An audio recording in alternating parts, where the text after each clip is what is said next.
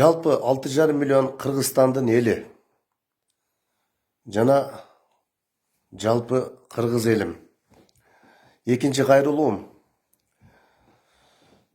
Азыр Садыр Жапаровду өткөрбөш үчүн керек болсо кум төрдагы миллиондогон акчаны азыр ошол топторго каржылап жатат. Акылыбызга келели, Садыр Жапаровду угалы. Бир жылда өтө чоң өнүгүү болот, иншалла. Көрүп турасыңар. Жылыш болот. Мен мамлекеттик кызматта эч жерге креслода керек эмес, байлык бир. Мен кара жумуш кылып, дыйканчылык кылганым артыгыраак. Ошондой жеке ишкерлик кылып жүрөм. Мен мамлекеттен 1 сом албайм, налог төлөйм кайрачы.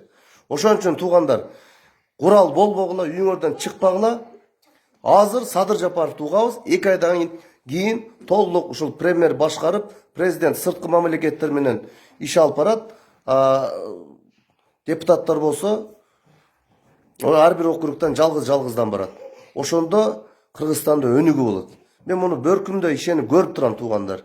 Бирөөгө пакта коюп, бирөөнү мактап, бирөөнү жактагым келбейт. Ошон үчүн Садыр Жапаровду легитимдүү баарыбыз ээрчейли.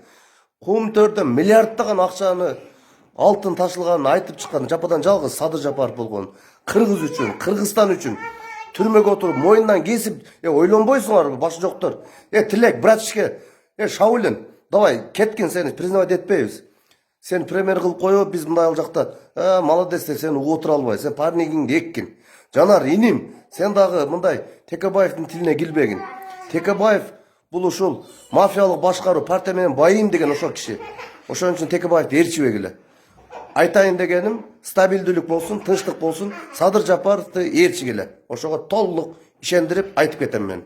Мен жооп берем сөзүмө.